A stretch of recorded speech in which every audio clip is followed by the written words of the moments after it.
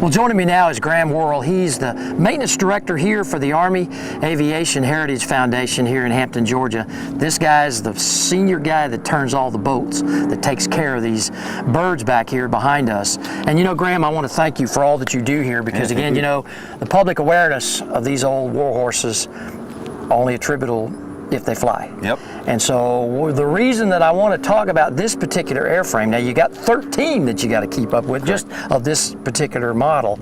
Tell me about the history of this bird. Well, this aircraft was built in 1967, went to Vietnam with the 477th Aerial Rocket Artillery with the 101st Airborne, as you can see on the tail art. Screaming Eagles. It served about 1,700 combat hours over there. Was shot down twice. Actually, a gentleman gave his life in the front seat of this helicopter in '69, Adrian Johnson Jr.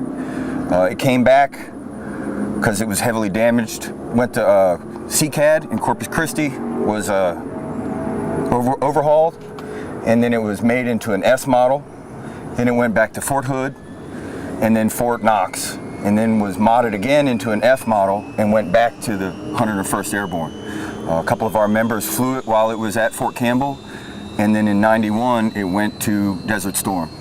And actually one of the Assistant Secretaries of Defense flew this aircraft in Desert Storm. Oh my goodness. Well, how many hours are logged on this bird? This aircraft has 1,400 combat hours in Vietnam, and it has about 120 in Desert Storm.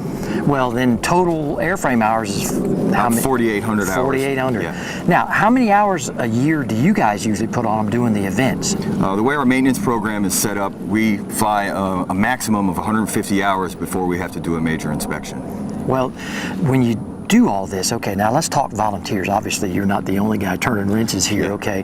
The qualifications, because again, we're talking real flight time here, okay? Yeah. This is not just something you're putting on a trailer and folks are coming up and touching. Now, we have some in-house A&P, airframe and power plant mechanics, and then we have volunteers. Some of our volunteers are A&Ps, but the way it works is they do the tasks, and then me or one of the other A&Ps will go back over, inspect, make sure it was done correctly, and then sign it off. But a lot of the stuff is done by the A&Ps because we have to.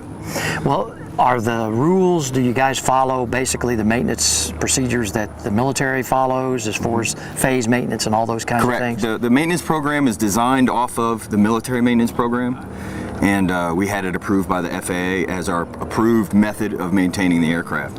So it's exactly like it would have been in the military, but we had the FAA approve it as a way to take care of the aircraft. Well, your passion and love to do this, okay? Again, you probably could be doing a lot of things, making big money. I mean, turning wrenches on jets and all that. Why? I have to ask you. Well, my dad was a Vietnam veteran, and it's just kind of my way of giving back. And it's a great group of guys, and it's just really interesting, and it's a lot of fun to work on these things. Well, the history behind it, and I could see that, and you know, and that's one of the cool things about this organization is you offer the rides to the public, okay? But again, that's how you make your money. But beyond that, folks, when will they ever get a sit in the front seat of one of these, or sit in the back seat of a Huey? Yeah. I mean, and you guys make that possible. If you think about it, how many Cobras are flying right now? Exactly. I mean, you know, it's all about Apaches. Okay. And our thing is, I guess, kind of our mission statement is to connect the American public with the American veteran through the aircraft that they flew. That's kind of what we do with the foundation. The Army Aviation Heritage Foundation is responsible for telling the story of the United States Army Aviation by hosting and participating in aircraft and museum tours, school programs, air shows, and other public events across the country. The foundation acquires and restores historic vintage flying aircraft representing Army aviation during Vietnam and the Cold War. They honor the men and women who served in the U.S. military and Army aviation by telling their stories through flying presentations, public helicopter rides, and educational presentations. For more information and events, visit armyav.org.